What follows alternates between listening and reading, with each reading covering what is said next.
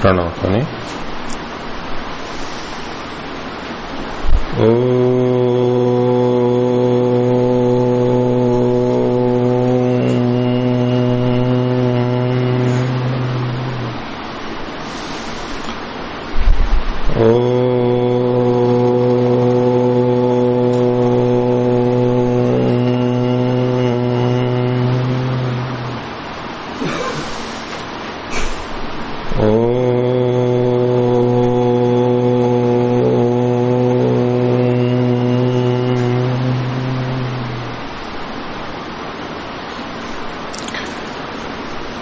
सांख्य दर्शन की 22वीं कक्षा, तीसरे अध्याय के प्रारंभ के कुछ सूत्र हमने देखे, जिनमें स्थूल शरीर और सूक्ष्म शरीर के बारे में वर्णन किया गया। सूक्ष्म शरीर विवेक होने पर्यंत चलता रहता है, अर्थात वही एक बना रहता है और भिन्न भिन्न शरीर मिलते रहते हैं। और स्थूल शरीर भोग पूरा होने तक चलता रहता है। भोग पूरा होने से मतलब है प्रारब्ध के समाप्त होने तक। संचित और प्रारब्ध दो रूप में हम भेद देखते हैं। संचित तो बहुत सारे कर्म होते हैं, उनमें से कुछ कर्मों को पृथक करके और फिर एक एक शरीर की प्राप्ति होती है। तो जिस प्रारब्ध कर्म के कारण शरीर मिला है, उसके भोग पूरा होने तक, फिर संचित में से नया प्रारब्ध बनेगा, उससे फिर नया शरीर होगा और उस प्रारब्ध के चलने तक वो शरीर भी चलता रहेगा। शरीर समाप्त हो गया, फिर प्रारब्ध बनेगा संचित में से अगला शरीर। तो उस दृष्टि से यहां पर प्रारब्ध वाला प्रसंग अधिक संगत लगता है।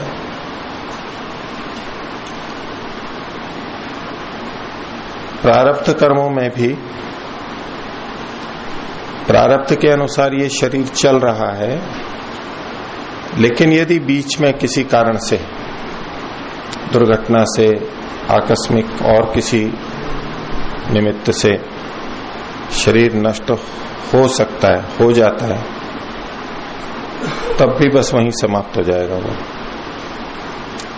उनके लिए जो मुक्त हो गए हैं, जो जीवन मुक्त हो गए हैं। प्रारब्ध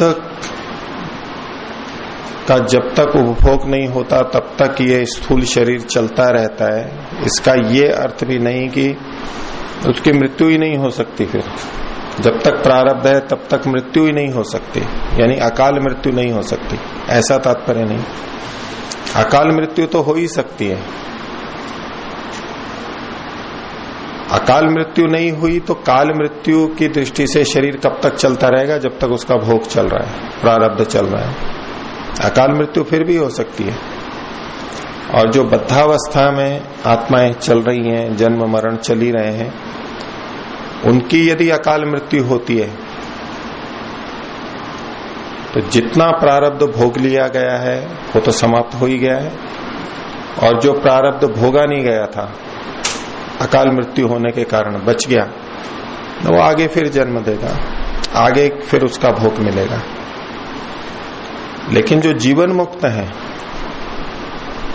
और अंतिम चरम देह है, उनका अंतिम शरीर चल रहा है, वो शरीर भी प्रारब्ध के कारण ही चल रहा था। और अब यदि उनकी आकस्मिक मृत्यु होती है तो इनका जो बचा हुआ प्रारब्ध है वो फिर जन्म नहीं देगा उनको, क्योंकि ये जन्म तो उनका अंतिम है। शरीर के छूटते ही वो मुक्ति में चले जाएंगे। तो प्रारब्ध उपभोग के अनुसार ये शरीर चलता रहता है, अगला उपभोग के कारण अगला शरीर चलता रहेगा, ऐसे देखना है।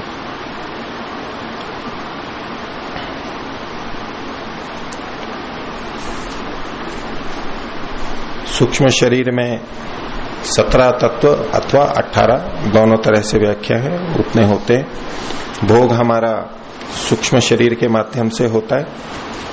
व्यक्तियों का भेद कर्म के विशेषता के कारण होता है। आत्मा का आश्रय वैसे तो सूक्ष्म शरीर है, लेकिन सूक्ष्म शरीर का भी आश्रय ये स्थूल शरीर है। दोनों को ही देह नाम से कहा जाता है। और सूक्ष्म शरीर स्वतंत्रता से कार्य नहीं कर पाता, उसके लिए स्थूल शरीर की आवश्यकता होती है। इसलिए पाठ में से किन्हीं को कुछ पूछना हो तो पूछ सकते हैं।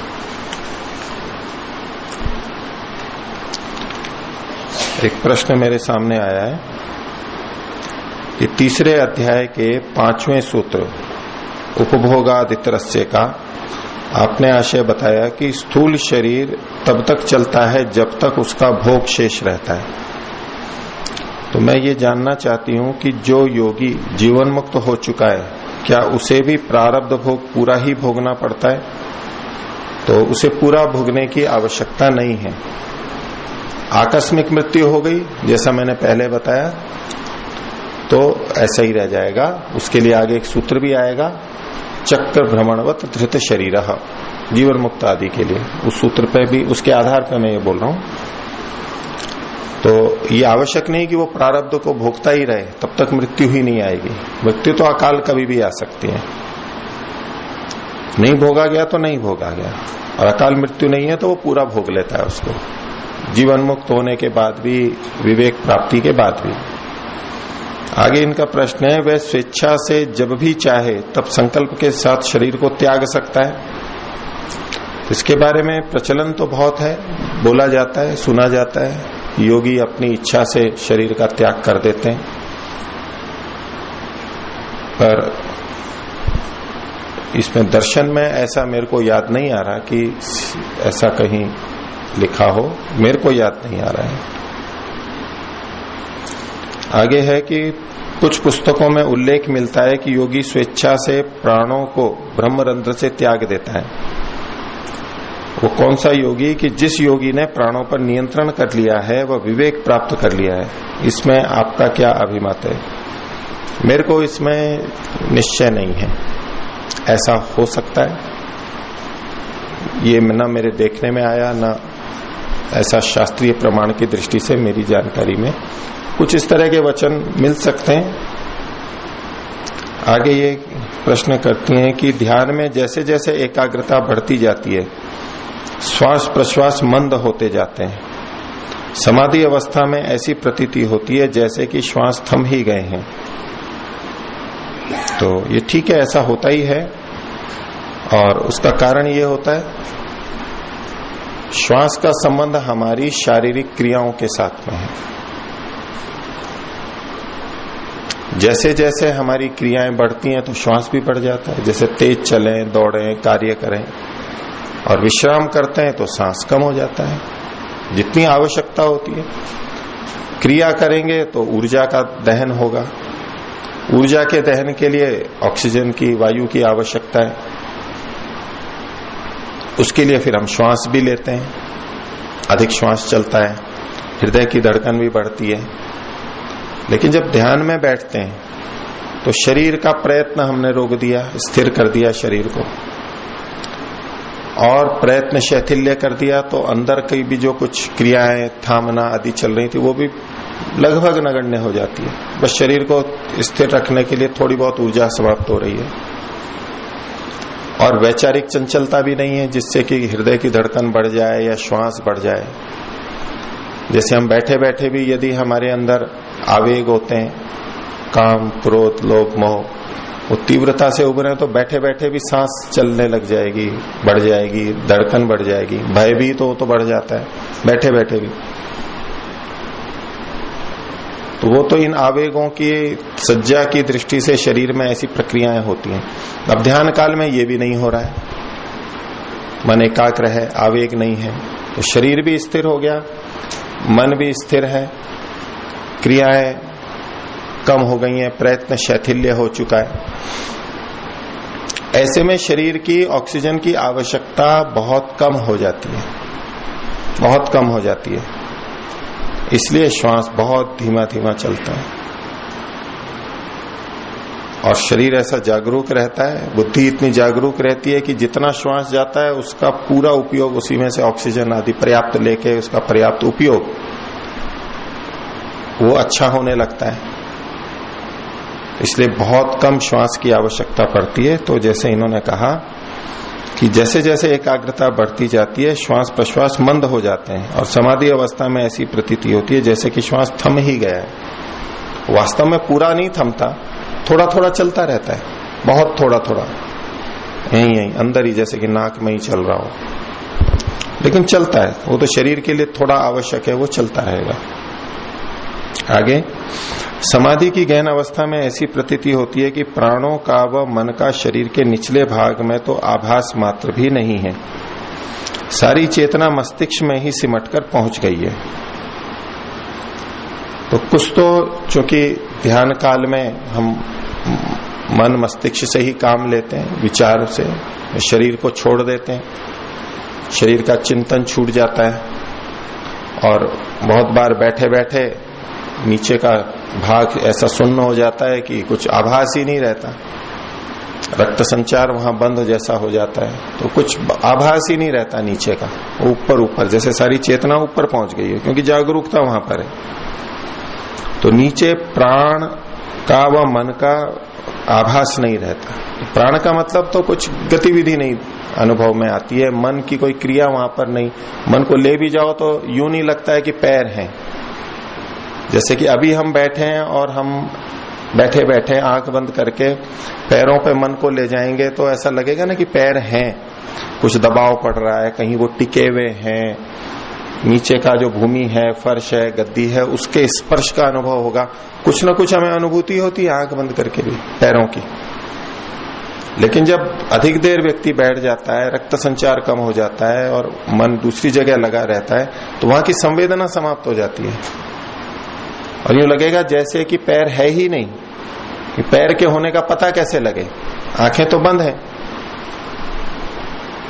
आंखों से देख नहीं रहा है। और मन से अगर वहां जाकर के अनुभव करने लगे तो वहां पर संवेदनाएं ही समाप्त हो जाती हैं। जैसे हमारे पैर सुन्न हो जाएं तो वहां कुछ पता नहीं लगता है, हाथ सुन्न हो जाए तो वहां संवेदना समाप्त हो जाती है, त्वचा की स्पर्श की संवेदना समाप्त हो जाती है, तो नीचे अनुभव में नहीं आएगा। ऐसा बहुत होता ही रहता है, नीचे का भान नहीं होगा, लगेगा जैसे ऊपर ऊपर हूं, नीचे तो कुछ है ही नहीं, कट गया हो जैसे। तो प्राण का व मन का शरीर के निचले भाग में तो आभास मात्र भी नहीं होता। और ये समाधि में ही नहीं, एकाग्रता की अवस्था में लंबे समय तक जो बैठते हैं उनमें प्राय ये देखा जाता है। ये अपने आप में समाधि का लक्षण नहीं है कि ऐसा हो रहा है इसका मतलब है समाधि लग गई है, ये आवश्यक नहीं है, लेकिन इस तरह की अनुभूति बहुतों को होती है। और सारी चेतना मस्तिष्क में ही सिमट कर पहुंच गई है। इस अवस्था के परिपक्व होने पर क्या स्वेच्छा से प्राण त्यागा जा सकता है? तो इसका मेरा कोई अनुभव नहीं है,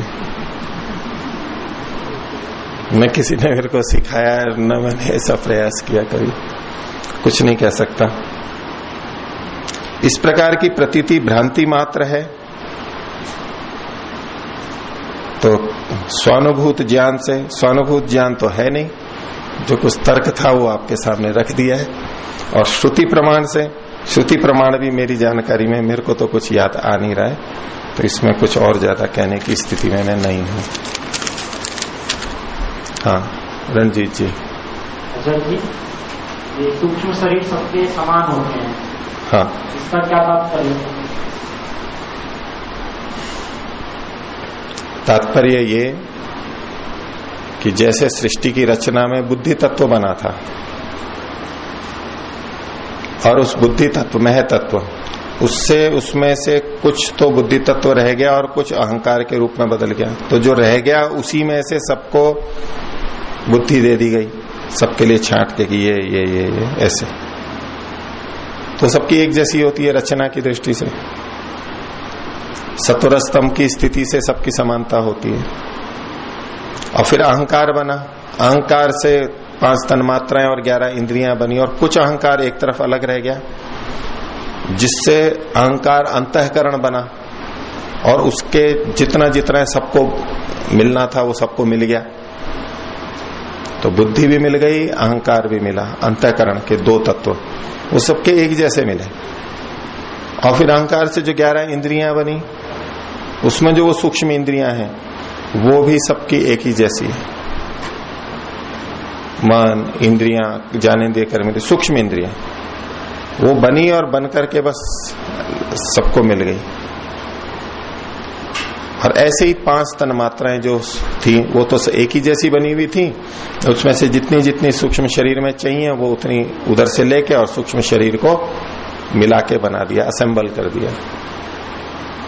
ठीक है, ये 17 तत्वों का घटकों का योग है ना, 18 तत्वों का, और उसको मिला दिया, वो समूह कर दिया। तो जो एक एक भाग लिए, पार्ट थे, पार्टों को असेंबल कर दिया, मिला दिया, ये एक जैसा है, वो सबको एक जैसा मिलता है मूल रूप से। तो इनमें निश्चय करने की शक्ति अलग अलग है, जैसे बुद्धि में, मन में संकल्प विकल्प की सबकी शक्ति अलग अलग है, इनको कर्म के आधार पर मानेंगे ये। अब हाँ, उसके बाद में शुरू में एक जैसा मिल गया, अब उसके बाद में अपने अपने कर्म ज्ञान के आधार पर इन पे संस्कार अलग अलग डलने लग गए। मन मूलभूत एक जैसा था, लेकिन उस पे संस्कार सबके अलग अलग डले हुए हैं, ज्ञान सबका अलग अलग है, प्रयत्न सबके अलग अलग हो गए। उसके आधार पर कोई निश्चय शीघ्र कर लेता है, कोई नहीं कर पाता है। जिसने ये अभ्यास किया है कि कैसे निश्चय होता है, निश्चय करने की प्रक्रिया है, अपने आप में विश्वास है, वो शीघ्र निर्णय कर लेगा। और नहीं तो सूचनाओं की कमी है तो निश्चय नहीं हो पाएगा, डर है तो निश्चय नहीं हो पाएगा। ये आप सबका अलग अलग हो जाता है। मूल तत्व के रूप में सूक्ष्म शरीर समान है, बाद में तो ये सारा परिवर्तन हो ही रहा है अपने अपने संस्कार के आधार पर, ज्ञान के आधार पर, और कर्म भी उसमें जुड़ जाएगा। स्थूल गोलकों में भी अंतर होता है, उससे भी सामर्थ्य में अंतर आ जाता है। ऐसा जी स्वामी जी। भिन्नता तो रहेगी जी, भिन्नता तो रहेगी जी। पहले कब एक साथ अब ऐसा था ही नहीं। कर्म जैसे हम जन्म लेते हैं तो अंतर होता जाता है, वो अलग बात है, मुक्ति में चले जाए। लेकिन जो मुक्ति में नहीं गए तो भिन्नता रहेगी। एक साथ कैसे हो सकता है जी? जैसे अभी आपने कहा अलग अलग जैसे संस्कार के वैसे वैसा होते चला जाएगा, इसलिए भिन्नता रहेगी जी। जी तो एक साथ कब होगा आपके जी? कभी होगा ही नहीं जी। मुक्ति से कितने लोग आते हैं उनके साथ आप कह सकते हैं जी, बाकी को एक साथ हो नहीं सकता है, मुझे ऐसा लगता है जी। तो ठीक है, वो तो आपने बताया ही है स्वामी जी। जैसे कि मुक्ति से जो लौटेंगे उनका तो एक जैसा रहेगा ही। वो एक जैसा इसलिए कि सूक्ष्म शरीर तो एक जैसा मिला और उनके पिछले कोई संस्कार होते नहीं है, इस दृष्टि से एक जैसा हुआ।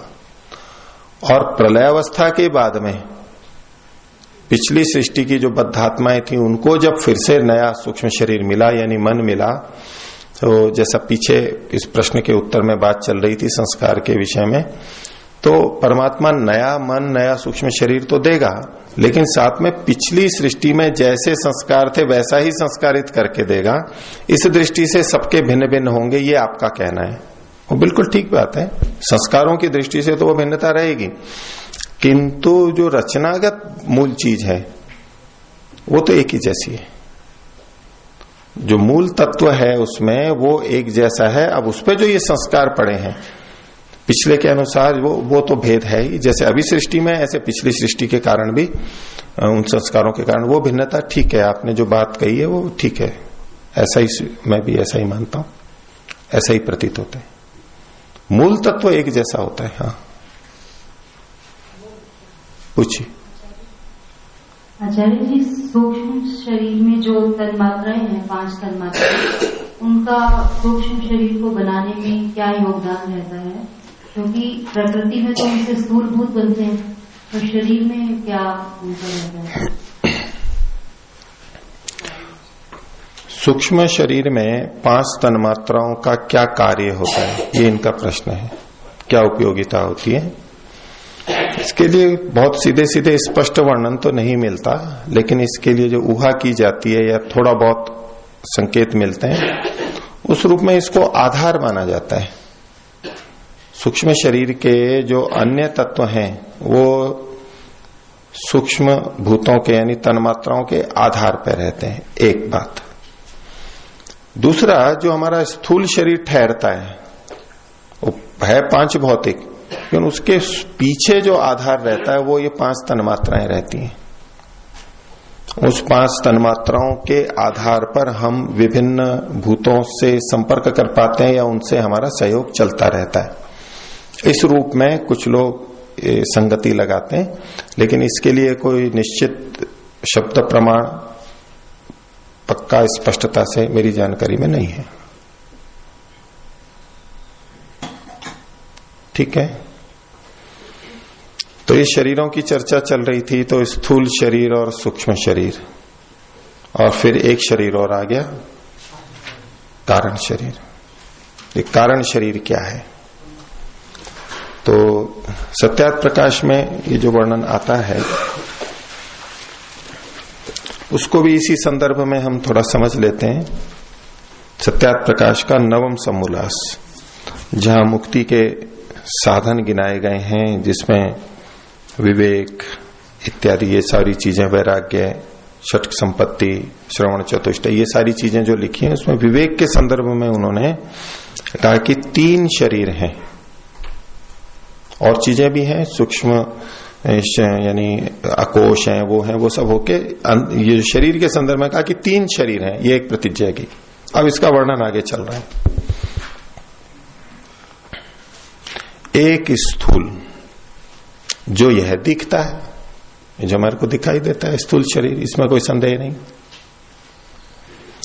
दूसरा मतलब ये सूक्ष्म शरीर के लिए कह रहे हैं, उसको नाम भी देते हैं। तो दूसरा 5 प्राण, ये 5 प्राण शब्द आया है, इसका मतलब 5 कर्मेंद्रियां हैं, 5 प्राण, 5 ज्ञानेन्द्रिय, 5 सूक्ष्म भूत, 15 हो गए, और मन तथा बुद्धि, ये 2 का ग्रहण किया।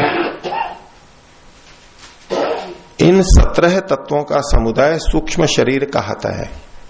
यही सप्तदशैकम लिंगम वाली बात है। 17 का मिला के एक लिंग शरीर बनता है, सूक्ष्म शरीर बनता है।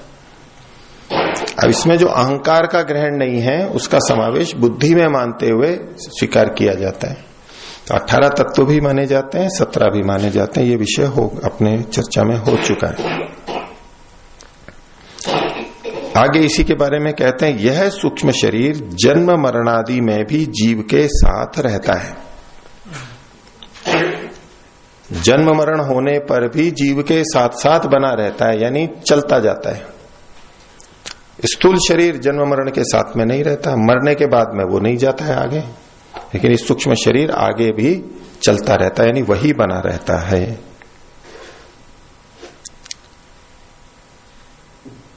इसके 2 भेद हैं। सूक्ष्म शरीर के फिर 2 भेद किए, वो यहां नहीं इसमें, लेकिन महर्षि ने इस तरह जो लिखा है, दर्शन में अभी यहां नहीं आया, महर्षि ने जो व्याख्या की है, इन्होंने लिखा है जो इसके 2 भेद हैं। एक भौतिक, अर्थात जो सूक्ष्म भूतों के अंशों से बना है। जिस सूक्ष्म शरीर की हम बात कर रहे थे, जो 17 तत्व वाला, ये वो भौतिक सूक्ष्म शरीर है। भूतों से, यानी सूक्ष्म भूतों से जो बना है। यद्यपि कुल 17 तत्व हैं इसमें, लेकिन मूल आधार रूप में किससे बना है? सूक्ष्म भूतों से बना है। इसलिए इसको सूक्ष्म शरीर को भौतिक भूत सूक्ष्म शरीर का। तो जो आपका प्रश्न था कि ये 5 सूक्ष्म भूत क्या करते हैं, तो उसका जो एक अंश में हम ऐसे जैसे तात्पर्य निकालते हैं कि 5 सूक्ष्म भूत आधार प्रदान करते हैं उस सूक्ष्म शरीर को। बाकी इंद्रियां हैं, और ये 5 जो है वो आधार प्रदान करते हैं उसको। तो ये भूतों से, सूक्ष्म भूतों के अंशों से बना है। इसका निर्माण सूक्ष्म भूतों के अंशों से हुआ है। तो ये तो हुआ भौतिक सूक्ष्म शरीर। अब दूसरा स्वाभाविक एक सूक्ष्म शरीर और कहा। ये स्वाभाविक सूक्ष्म शरीर क्या? जो जीव के स्वाभाविक गुण रूप हैं। आत्मा का, जीव का जो अपना स्वाभाविक गुण धर्म है, वही ये स्वाभाविक सूक्ष्म शरीर है। अर्थात आत्मा स्वयं भी एक शरीर के रूप में यहां प्रस्तुत किया गया है। स्वयं भी, स्वयं आत्मा भी। तो ये जो अभौतिक सूक्ष्म शरीर है, दूसरा स्वाभाविक, ये स्वाभाविक सूक्ष्म शरीर है। एक भौतिक सूक्ष्म शरीर है जो कि निर्मित होता है निमित्त से, और दूसरा ये स्वाभाविक सूक्ष्म शरीर है, यानी आत्मा स्वयं, जो कि उसी के अपने गुणों से गुणों का संघात समूह जो है एक स्वयं ही नित्य जो तत्व है। तो दूसरा स्वाभाविक जो जीव के स्वाभाविक गुण रूप हैं, यह दूसरा अभौतिक शरीर मुक्ति में भी रहता है। प्रकृति से बना हुआ शरीर तो यहीं छूट जाता है, स्थूल शरीर भी और सूक्ष्म शरीर भी, क्योंकि मुक्ति में जब जाता है तो प्रकृति के बंधनों से मुक्त हो जाता है, वो केवली होता है, कैवल्य को प्राप्त करता है, मोक्ष होता है, प्रकृति के बंधन से छूट जाता है। इसलिए प्राकृतिक जो भौतिक सूक्ष्म शरीर है वो भी नहीं रहता मुक्ति में।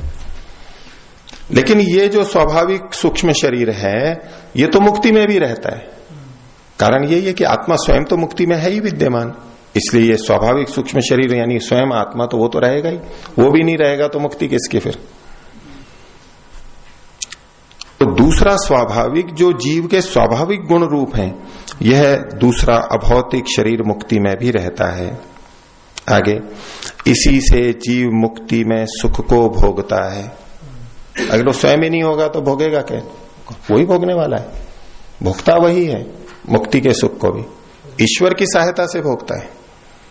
इंद्रियां प्रकृति रूप कारण नहीं रहते, ईश्वर ही सहायक होता है। और लेकिन भोगने की सामर्थ्य, आनंद भोगने की सामर्थ्य आत्मा की अपनी है और उसी से वो भोगता है, स्वयं अपनी सामर्थ्य से भोगता है, ईश्वर की सहायता से। अपनी सामर्थ्य का ये मतलब नहीं है कि बिना ईश्वर की सहायता के भोगता है, उसमें भोगने की सामर्थ्य है, ईश्वर भोगवाता है तब वो भोग पाता है। जैसे बंधन अवस्था में दर्शन की शक्ति आत्मा की है, लेकिन बिना इंद्रियों की सहायता के आत्मा देख नहीं सकता। स्वयं देखने की शक्ति होते हुए भी इंद्रियों की सहायता से ही देख पाता है, ये है। कुछ तत्व ऐसे होते हैं जिनमें देखने की सामर्थ्य नहीं होती, उनको भले ही इंद्रियां भी दे दी जाए तो भी वो नहीं देख सकती। तो देखने की सामर्थ्य होते हुए भी जैसे इंद्रियां आदि आवश्यक होती हैं बद्धावस्था में, ऐसे ही मुक्ति में भी आनंद भोगने की सामर्थ्य आत्मा की अपनी होते हुए भी परमात्मा की सहायता अपेक्षित होती है। उसके लिए सत्यार्थ प्रकाश में और जगह पे एकदम स्पष्ट महर्षि ने लिख रखा है। तो इसी से जीव मुक्ति में सुख को भोगता है। तो दो शरीर पूरे हो गए, स्थूल शरीर और सूक्ष्म शरीर। अब लिखा तीसरा कारण। अब ये तीसरा कारण शरीर है, इसके ऊपर विचार करने की अपेक्षा है और ये समझ में भी नहीं आता, ये विवादास्पद भी है। आखिर है क्या ये कारण शरीर? तो तीसरा कारण, अब महर्षि की पंक्तियों को देखिए।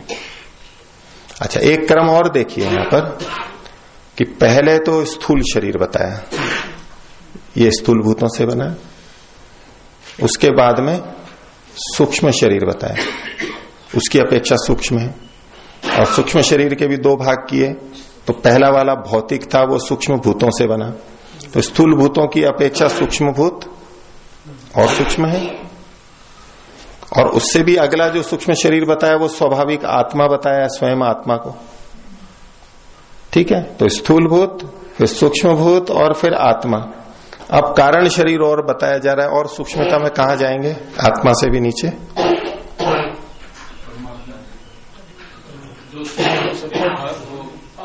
जो बताया गया उसका जो सूक्ष्म रूप वो कारण से। तो ये विचार की बात है कि अब यहां परमात्मा को माने और आत्मा से भी सूक्ष्म, अथवा मूल प्रकृति को माने। तो पंक्ति देखिए,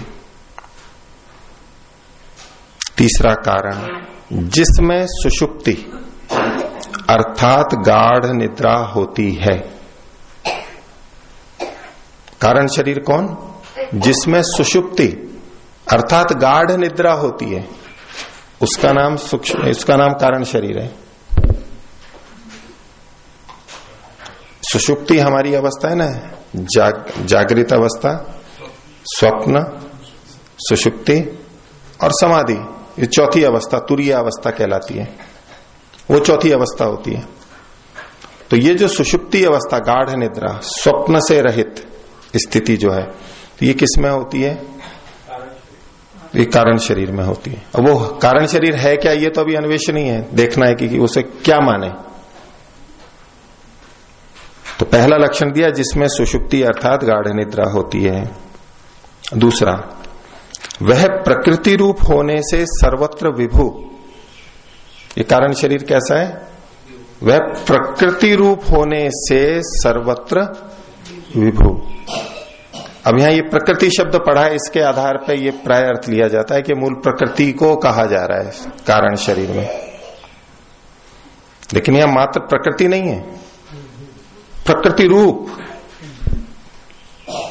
वह तो सीधे ही लिख देते हैं ना, वो प्रकृति है, प्रकृति नहीं कहा, वह प्रकृति रूप होने से सर्वत्र विभु। सर्वत्र शब्द भी लिखा है और विभु भी लिखा हुआ है। तो मूल प्रकृति सर्वत्र विभु होती है?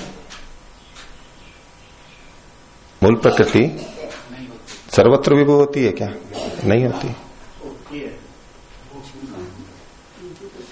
मूल प्रकृति सर्वत्र विभु। यद्यपि आगे एक सूत्र आएगा अभी सांख्य में भी, सर्वत्र कार्य दर्शनात् विभुत्वम, प्रकृति के लिए कहा जाएगा, उसका विभुत्व कहा गया सब जगह कार्यों के देखे जाने से। जहां जहां कार्य है वहां वहां वो कारण भी, मूल प्रकृति भी है, इस रूप में वो बहुत व्यापक है, ये कथन होता है। और जहां कार्य नहीं है वहां पर नहीं है, तो वो वैसे विभु नहीं है, लेकिन बहुत व्यापक है, इस दृष्टि से उसको गौण रूप से विभु कहा गया है। वो सूत्र देखेंगे ही आगे। तो प्रयोग तो प्रकृति के लिए भी होता है, लेकिन ये क्या लिखा है? प्रकृति रूप होने से सर्वत्र विभु। और सब जीवों के लिए एक है, सब जीवों के लिए एक है, अलग अलग नहीं है। ये स्थूल शरीर सब जीवों का अलग अलग है, सूक्ष्म शरीर उसमें भी भौतिक, वो सब जीवों का अलग अलग है। सूक्ष्म शरीर अभौतिक यानी स्वाभाविक, वो सब आत्माएं अलग अलग हैं ही। अब ये जो कारण शरीर है वो सब जीवों का एक ही है। वैसे ऐसा कौन सा तत्व है जो हम सबके लिए एक ही होगा? तो परमात्मा ही बचेगा, और तो कौन है? और यदि मूल प्रकृति को भी माना जाए तो मूल प्रकृति का तो स्वरूप आपने देखा ही है, सत्वर स्तंभ की साम्यावस्था, सत्वर स्तंभ की साम्यावस्था। अब वो सबके लिए एक कैसे होगा? मान लो एक आत्मा यहां पर है, एक वहां है, एक वहां है, वहां के जो सत्वर स्तंभ है वो उसके लिए अगर कारण शरीर है, दूसरे के लिए दूसरी जगह, सबके लिए अलग अलग होंगे या एक हो सकते हैं? मूल प्रकृति सत्वर स्तंभ का समूह है, बहुत सारे सत्वर स्तंभ का समूह मूल प्रकृति है। वो सबका एक कैसे हो सकता है? वो एक है ही नहीं, उसमें तो बहुत सारे कण हैं। और आत्मा एकदेशी है, तो उसके लिए अगर वो मूल प्रकृति को आधार बनती है, उसको शरीर माने भी, तो एक तो सबका नहीं हो सकता। और यहां पर सर्वत्र विभु, महर्षि केवल विभु ही लिख देते, सर्वत्र विभु ये दो शब्द लिखने की क्या आवश्यकता थी? एक तो कारण रूप होने से, कारण होने से नहीं, कारण रूप होने से, कारण जैसा है वो, कारण नहीं है, कारण जैसा है, प्रकृति रूप है, कारण नहीं, प्रकृति रूप होने से। नहीं तो कह देते प्रकृति है वो, मूल प्रकृति प्रकृति रूप है। प्रकृति का मतलब है यहां पर कारण, जैसे प्रकृति और विकृति, प्रकृति और कार्य। तो प्रकृति पहले होती है, कार्य बाद में होता है। तो यहां प्रकृति शब्द का मतलब है कारण, आधार। वो कारण रूप है हमारा, आधार है हमारा सबका, और वो होने से सर्वत्र विभु है। प्रकृति सर्वत्र विभु नहीं है, वो विभु तो है, व्यापक तो है, लेकिन सब जगह नहीं है। वो कहीं नहीं है, कहीं है। वो सब जगह विभु तो केवल परमात्मा है। तो सर्वत्र विभु और सब जीवों के लिए एक है। अब ये लक्षण परमात्मा पर घटेगा। अच्छा, अब इसमें सबसे पहले जो लिखा था, जिसमें सुषुप्ति अर्थात गाढ़ निद्रा होती है, तो हमारी सुषुप्ति गाढ़ निद्रा मूल प्रकृति में होती है या परमात्मा में होती है? और ये लक्षण भी तो घटना चाहिए ना उस कारण शरीर में, परमात्मा में होती है। प्रमाण उसके लिए तो सांख्य दर्शन में एक सूत्र आएगा, समाधि सुषुप्ति मोक्षेषु ब्रह्म रूपता। समाधि में भी ब्रह्म रूपता होती है, सुषुप्ति में भी होती है, और मोक्ष में भी ब्रह्म रूपता होती है। समाधि असंप्रज्ञात समाधि, जहां ईश्वर का साक्षात्कार होता है, ब्रह्म का साक्षात्कार होता है। तो सुषुप्ति में भी ब्रह्म रूपता होती है, ये हमारे को सांख्य के एक पंक्ति से भी मिल रहा है। अब जब महर्षि कारण शरीर के लिए लक्षण दिया सबसे पहला, जिसमें सुषुप्ति अर्थात गाढ़ निद्रा होती है, तो हमारी सुषुप्ति गाढ़ निद्रा किस में होती है? तो परमात्मा में होती है हमारी गाढ़ निद्रा, उसका तो प्रमाण मिल रहा है।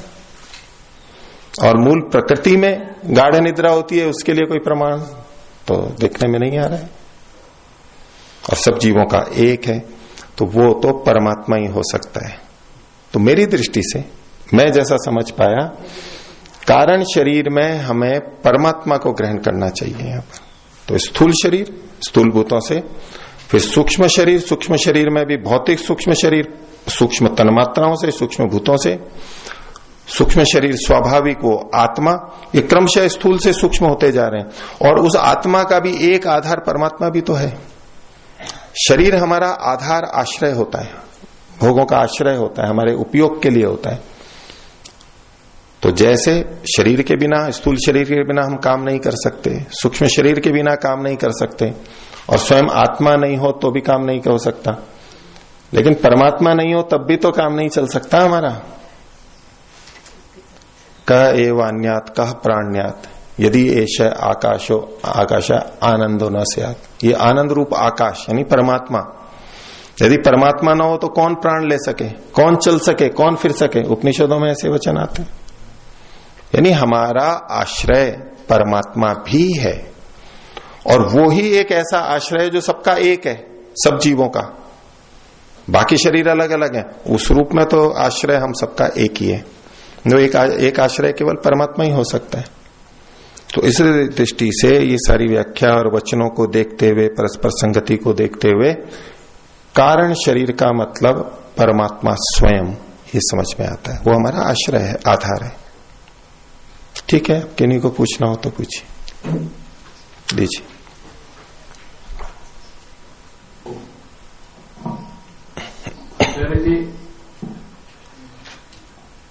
कारण शरीर को फिर हम नित्य माने या अनित्य माने? नित्य रहेगा। और इसका फिर कारण शरीर का औचित्य प्रकृति के माध्यम से जो बताया जा रहा है, इसका क्या औचित्य है? प्रकृति के माध्यम से कुछ नहीं, वो तो कारण शरीर परमात्मा है, उसके बिना आधार के तो हम कुछ भी नहीं कर सकते।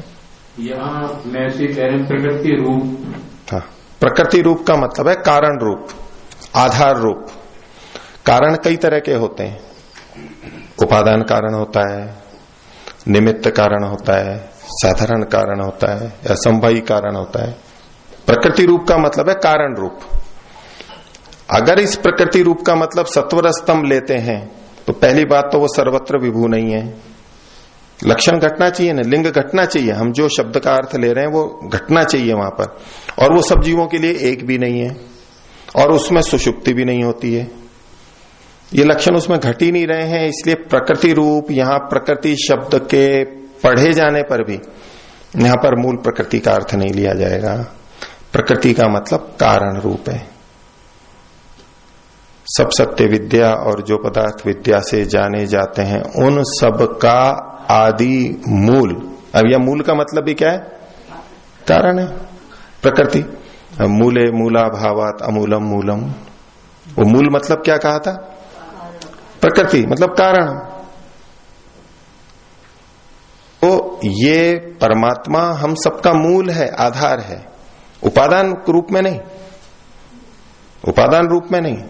वो अद्वैत वाले मानते हैं कि अभिन्न निमित्तोपादान कारण है। निमित्त कारण भी वही है और उपादान कारण भी वही है, अभिन्न है, एक ही है जो उपादान कारण भी है, निमित्त कारण भी है। ऐसा नहीं, वो निमित्त कारण है, हमारा आश्रय है, प्रकृति के माध्यम से हमें ये सारी व्यवस्था देता है वो। तो कारण रूप का मतलब है वो, प्रकृति रूप का मतलब है कारण हमारा। जैसे प्रकृति होती है वैसा है, तो प्रकृति हमारा निमित्त होती है, कारण होती है, ऐसे वो भी हमारा निमित्त है, कारण है, आधार है। ये लेंगे जैसे जीवात्मा को प्रकृति के द्वारा कर्मों के आधार पर स्थूल शरीर और सूक्ष्म शरीर मिलता है कर्मों का फल भोगने के लिए और व्यवस्था के अनुसार, तो कारण शरीर का तो इससे प्रकृति से संबंध दिखाई नहीं दे रहा है। नहीं है, लेकिन परमात्मा का आश्रय यथा योग्य मिलता रहता है। मूलभूत आश्रय आधार तो सबको समान मिलता है, लेकिन मुक्त अवस्था में भी उसको मिलता ही रहता है। मिलता रहता है। उसमें कारण शरीर का यहाँ पर जो वर्णन है इसका क्या औचित्य बन जाता है? नहीं, यहाँ वो भी एक हमारा आधार है, ये बताने के लिए, ये विवेक की बात है कि हम ये ना समझें कि हमारा आधार केवल ये स्थूल शरीर है, सूक्ष्म शरीर भी है, आत्मा स्वयं भी है, और इनसे भी भिन्न एक कारण शरीर भी है। ये हमारे को बोध होना चाहिए। तो यह स्पष्ट करना चाहिए था कि कारण शरीर अर्थात परमात्मा, ऐसा वर्णन कहीं ऐसा अगर कर देते तो फिर बात ही नहीं थी, कुछ फिर संदेह नहीं था।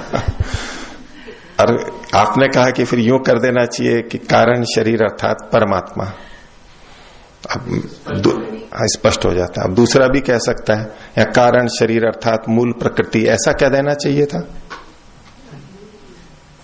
दूसरा भी तो कह सकता है। आपका तात्पर्य इस रूप में कि अगर आपने जो कहा ना कि ये कह देना चाहिए था, अब ये तो आपने बोला है, लेकिन इसके पीछे के भाव क्या रहते हैं? चूंकि परमात्मा रूप तो कहा नहीं है परमात्मा महर्षि ने, इसलिए कारण प्रकृति का मतलब परमात्मा नहीं हो सकता। होता तो कह देते। तो ये तो बात उस दूसरे पक्ष में भी है समान ही कि भाई मूल प्रकृति भी कह देते। अब मूल प्रकृति तो उन्होंने कहा नहीं है, तो फिर अब जो वाक्य जैसा मिल रहा है हम उसके आधार पर ही संगति लगा रहे हैं। रूप कह दिया ना, इससे थोड़ा सा भ्रम पैदा होगा। अब ये लक्षणों से निर्णय करते हैं ना ऐसी जगह, मीमांसा ऐसे ही तो काम करती है। अब ये वचन हमारे को मिल रहा है, अब ये प्रकृति पे घटता है या नहीं घटता है? ये जो मैं आपको बोल के बता रहा हूं, सर्वत्र विभू नहीं घट रहा है, सबका एक, सब जीवों का एक, ये नहीं घट रहा है। और प्रकृति रूप सीधा प्रकृति ही कह देते हैं ना, प्रकृति रूप कहने की क्या जरूरत थी?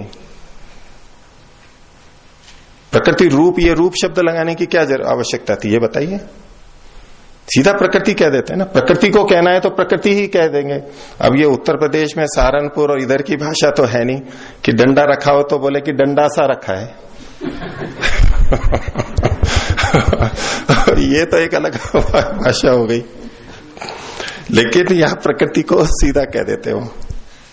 इसमें स्वाभाविक आत्मा का जो स्वाभाविक शरीर जो मुक्त में रहता है, मुक्ति में, तो उसमें जो जैसे स्वामी जी ने बताया कि 24 प्रकार की उसकी संकल्प शक्तियां हैं, वो इससे संबंध वही चीज है जो स्वाभाविक शरीर के, बिल्कुल वही है। वो स्वाभाविक शक्तियां हैं, मूल शक्ति एक ही है, और उसको विभिन्न विभाजन करेंगे तो ये भी शक्ति है, ये भी शक्ति है, ये भी है। वो 24 शक्तियां गिनी है, और वो स्वाभाविक शक्तियां चूंकि स्वाभाविक हैं तो नित्य पदार्थ के गुण धर्म उसमें हमेशा रहते हैं, वो स्वाभाविक रहते हैं। वो मुक्ति में आत्मा गई है तो वहां भी रहेंगे जो के तुम। कौन प्रकट होता है कौन प्रकट नहीं होता ये एक अलग बात है। दुख अनुभव करने की सामर्थ्य आत्मा की स्वाभाविक है और वो मुक्ति में भी रहती है। तो कई जने यूं कहने लगते हैं फिर तो मुक्ति में दुख होना चाहिए। ये कोई बात नहीं हुई कि दुख होना चाहिए। दुखी होने की जो सामर्थ्य है वो तो अभी भी है। हाँ, दुख का निमित्त नहीं है वहां पर, इसलिए दुख नहीं होगा। जब फिर बंधन में आएगा दुख का निमित्त होगा तो दुख हो जाएगा, फिर उसकी तो सामर्थ्य है। तो मुक्ति में भी सामर्थ्य तो सारी रहती है, लेकिन आवश्यक नहीं कि वो गुण उभरे।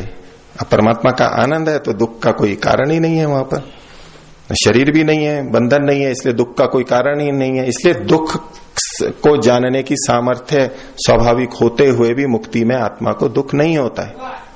स्वाभाविक शक्ति तो सदा रहेगी।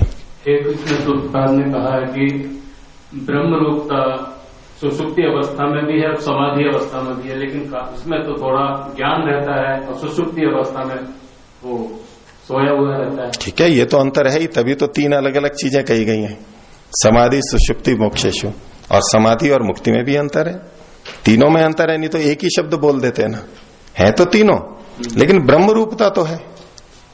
हम प्रतिदिन जब सुषुप्ति में जाते हैं तो परमात्मा की गोद में जाते हैं, परमात्मा के आश्रय में जाते हैं, उसके सुख का भोग करते हैं और वो हमको बहुत प्रिय भी लगता है। अस्थायी आनंद है, वो स्थायी है। अस्थायी है। यहाँ बेहोशी में, सुषुप्ति में तो बेहोशी में हम परमात्मा के आनंद में जाते हैं, जैसे हमारे को शरीर हमारा अच्छा हो जाता है, सब कुछ अच्छी अनुभूति हो। समाधि में जानते हुए, सजग रहते हुए परमात्मा के आनंद को भोगते हैं, सुषुप्ति में, मूर्छा में, अज्ञानता में भोगते हैं, समाधि में जागते हुए भी उसी आनंद को ले लेते हैं, वैसा ही अनुभव होने लगता है, और मुक्ति में बिना शरीर के भी भोगते हैं। ये तीनों में अंतर हो गया, लेकिन है तो ब्रह्म रूपता। तो इसलिए मूल प्रकृति, ये कारण शरीर एक संभावना है, हालांकि ये विचारणीय बिंदु है, अभी भिन्न भिन्न दृष्टि है विद्वानों की, मैंने अपना अभिप्राय रखा। स्वामी जी।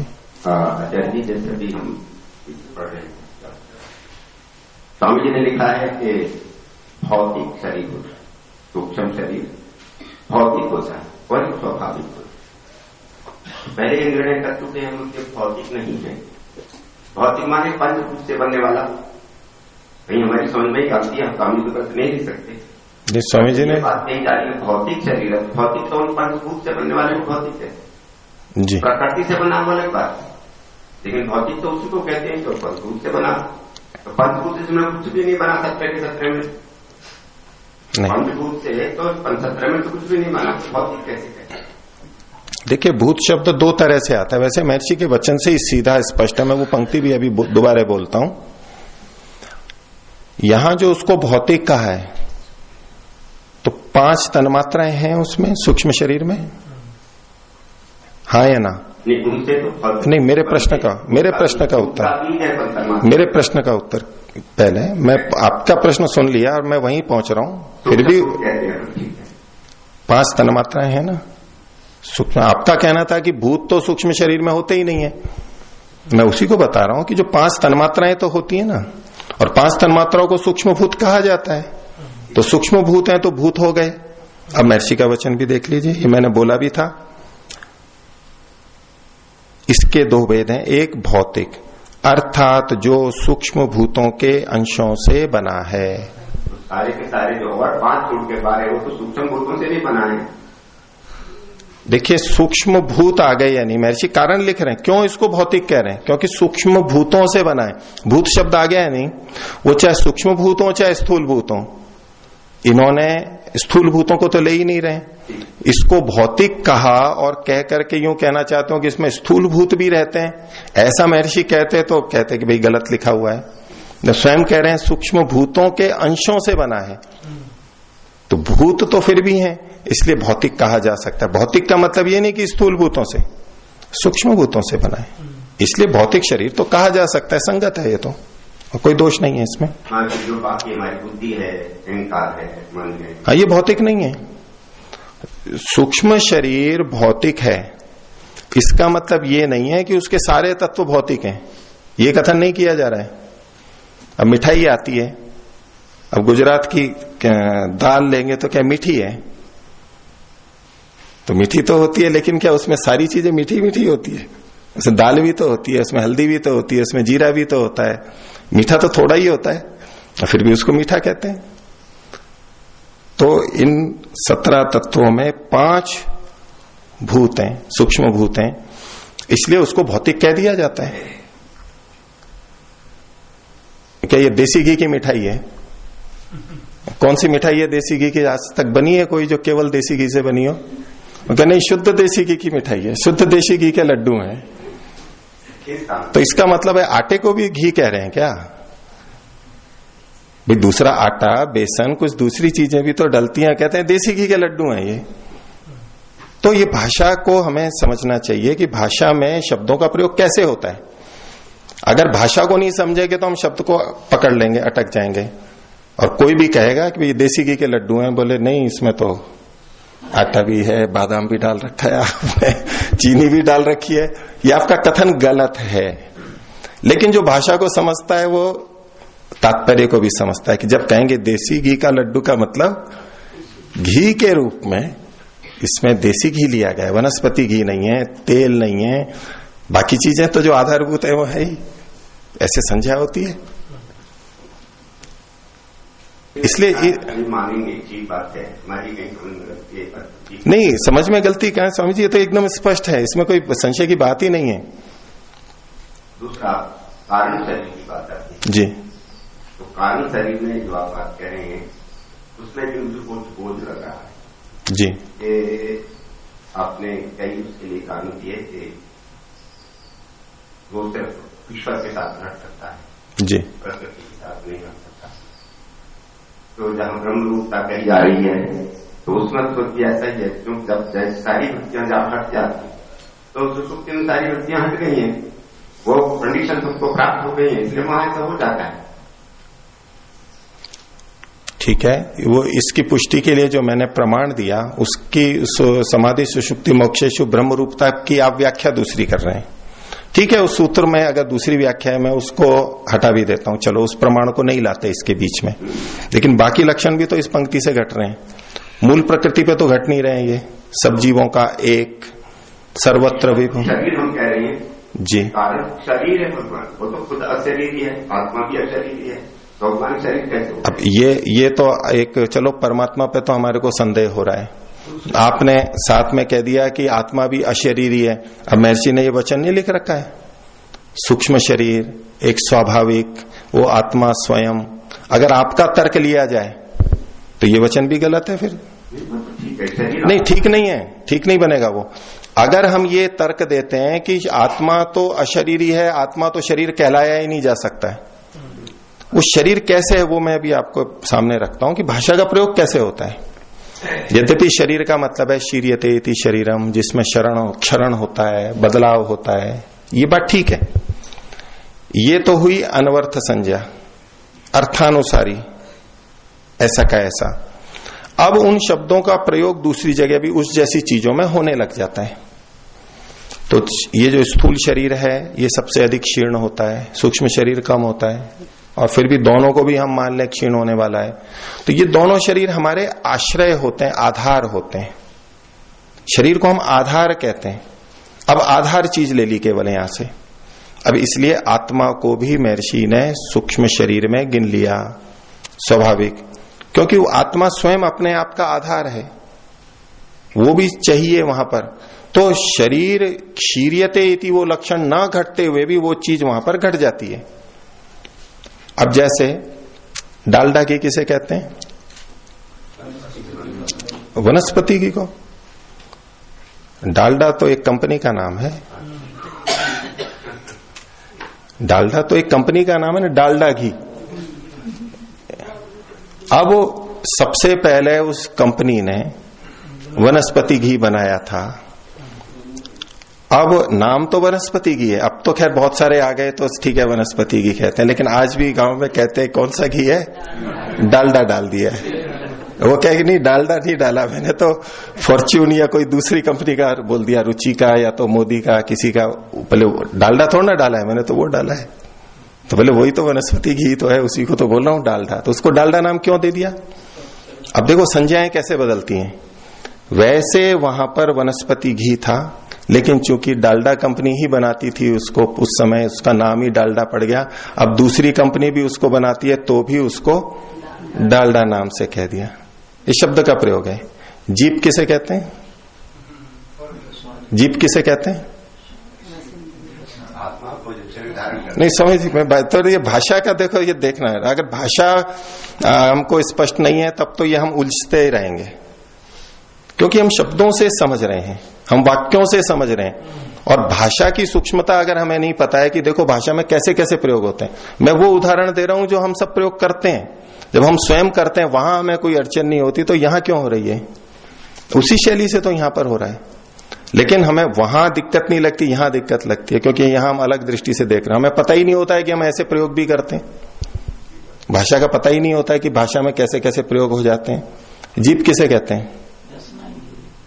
जीभ नहीं कह रहा हूं, जीभ वो एक तो कार होती है, एक जीभ होती है। जीभ किसे कहते हैं? कार और जीभ में अंतर होता है नहीं? ढांचे में अंतर होता है। अच्छा, महिंद्रा की जीप भी आती है ना। वैसे जीप एक कंपनी का नाम था, शुरू में आई थी ना वो। जीप कोई ऐसे ढांचे का नाम नहीं है, वो डालडा की जीप नाम की एक कंपनी थी। सर्फ में भी ऐसा है। सर्फ में भी ऐसा ही है, बिल्कुल ठीक आपने उदाहरण दिया। वो सर्फ एक कंपनी है, अब निरमा का भी आ रहा है तो वो सर्फ हो गया बस। कैसे एक शब्द किसी विशेष के लिए प्रयोग होते, उस जैसी चीजों पे प्रयोग होने लगता है। ऐसे बहुत उदाहरण मिलेंगे। ये मैं क्या किसको समझाने के लिए कह रहा हूं कि आपने कहा कि आत्मा को शरीर कैसे कह सकते हैं, परमात्मा को शरीर कैसे कह सकते हैं। न शरीर तो, आत्मा और परमात्मा तो शरीर से रहित है, इनको खुद को शरीर कैसे कह सकते हैं, वो तो शीर्ण होने वाली चीजें। ठीक है, शाब्दिक प्रथम अर्थ तो जो शीर्ण होने वाले होते हैं, क्षय वाले होते हैं, वो ही होते हैं, वो स्थूल और सूक्ष्म शरीर पे घट गया। अब शीर्णता तो घट गई, अब ये जैसे आधार हैं, ऐसे आत्मा स्वयं भी अपना आधार होता है। इसलिए महर्षि ने सूक्ष्म शरीर में स्वाभाविक को भी कहा, नहीं तो महर्षि को ये पता नहीं लग रहा था क्या कि मैं आत्मा को भी शरीर कह रहा हूं। इतना सिद्धांत भी उनको नहीं पता था, हमें तो पता लग रहा है, महर्षि को पता नहीं लग रहा था। और ये कि ये बात परमात्मा पे घटेगी, कि परमात्मा को शरीर कैसे कह दिया, वो आधार है हमारा। जैसे शरीर हमारा आधार होता है, ऐसे वो भी आधार है। इस दृष्टि से उसको शरीर कह दिया जाता है। ये योग रूढ़ी शब्द होते हैं, या तो रूढ़ी हो जाते हैं, इधर से उठा के वहां लग जाते हैं बस नाम, तो ये तो प्रयोग होता है। इस दृष्टि से इस आधार पे इन पे आपत्ति नहीं की जा सकती कि आत्मा तो शरीर कैसे हो सकता है, परमात्मा को स्वयं शरीर कैसे कह सकते हैं। वचन मिल रहे हैं हमारे को और भाषा के प्रयोग मिल रहे हैं, इस आधार पे ये निश्चय होते हैं। और नहीं तो कोई समाधान नहीं है, पूरा जीवन बीत जाएगा। आज तक भी बहुत सारे प्रश्न कर रहे होंगे कि कारण शरीर समझ में नहीं आया, ये कारण शरीर समझ में नहीं आया। अब या तो मान लेंगे प्रकृति को, जैसा लोग मानते रहते हैं प्रकृति, लेकिन समझ में फिर भी नहीं आएगा, जबकि ये विवेक के अंदर लिखा हुआ है। मुक्ति प्राप्ति के साधनों में लिखा है, मुक्ति के प्राप्ति के लिए विवेक चाहिए, और विवेक में ये शरीर का विवेक भी है। तो हमारा आश्रय क्या क्या है, स्थूल शरीर भी आश्रय है, सूक्ष्म शरीर भी आश्रय, आत्मा स्वयं अपना आश्रय है, और परमात्मा भी हमारा आश्रय है। ये इस तरह से शरीर का यहाँ पर वर्णन किया गया। मैं अपनी दृष्टि से बात रखी है, हो सकता है इसमें संशोधन हो। अभी मेरे को तो इसी तरफ झुकाव है, ऐसा ही समझ में। ये विचार की बात है, आप लोग भी विचार कीजिए। दूसरा उनको दीजिए जी। श्री कृष्ण जी महाराज ने गीता में कहा है कि ये अष्टा प्रकृति है जो मेरी अपरा प्रकृति है। इसमें पांचभूत और मन, बुद्धि और अहंकार विनय है। एक और इससे उत्तम प्रकृति है जो मेरी परा प्रकृति है, जो आत्मा बन के समय विराजमान है। इसके जो आगे में लिखा है 3 शरीर है, ये तीनों नाश होते हैं, उसमें स्थिति नहीं लिखा है। तो कारण शरीर भी नाश होता है, नंबर 1। नंबर 2 के ये जो आपने फरमाया कि प्रकृति रूप होता है, तो ये भी आश्चर्य है, वो मूल प्रकृति का पता है। उसमें रजतम शब्द साम्य अवस्था में है, जो आदि काल में थे। उसका जो शेष है, उसका आवरण, जितने भी शरीर है वो आवरण है, पर्दा है। जैसे आपने डब्बे के अंदर डब्बा, डब्बे के अंदर डब्बा, आप पूर्व में पिछली वाली कक्षा में बता रहे थे, उस आवरण के अंदर आवरण है, आवरण के अंदर आवरण है। तो वो भी प्रकृति का आवरण है, जो स्वयं परमात्मा के नजदीक के बीच में रहता, पर्दा रहता है, ऐसा आवरण सा रहता है, जीना सा। जितना ये जीना होता है उतना उसका प्रकाश, उसका संपर्क, उसका आनंद ज्यादा आता है। इसी को प्राप्त करने के लिए हम अपना अभ्यास करते हैं। देखिए इसके लिए कारण शरीर सर, इसके लिए शब्द प्रमाण आप देंगे, क्योंकि ऊहा और तर्क से इस विषय में निर्णय नहीं हो सकता है। और जहां तक गीता की बात है, उसमें और बहुत सारी बातें हैं, उसको 100% प्रमाणिक नहीं माना जा सकता। अच्छा, और वो स्थल आप लेके आइए। मैंने महर्षि के जो यहाँ पर वचन है उसके वचन पे थोड़ा आगे बात कर रहा हूँ जी। इधर अनुमति हो तो हाँ बोलिए। तो प्रकृति मूल है, तो ये जीना आवरण है। अंदर विभू जिसको कह रहे हैं कि प्रकृति जो आदि प्रकृति है, वो परमात्मा के समान ही पूरी ब्रह्मांड में छाई हुई है। जहां जहां उसको क्रिया करनी है परमात्मा ने, जहां वहां वो मौजूद है, इसलिए उसको सबके लिए एक समान उसके लिए आपको आप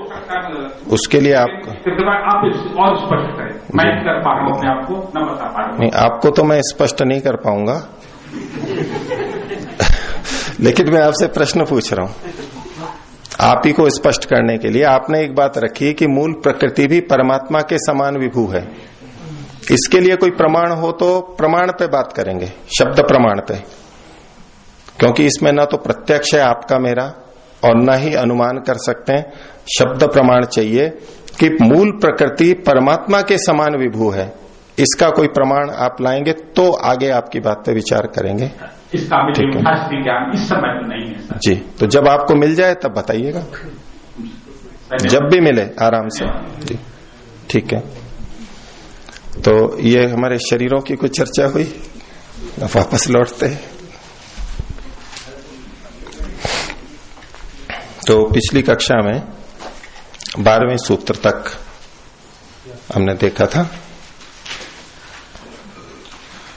कि इसकी स्वतंत्रता नहीं है और बिना स्थूल शरीर के ये सूक्ष्म शरीर काम नहीं करता है। छाया के समान और चित्र के समान ये रहता है। जैसे छाया और चित्र को आधार चाहिए, ऐसे सूक्ष्म शरीर को भी आधार चाहिए। आगे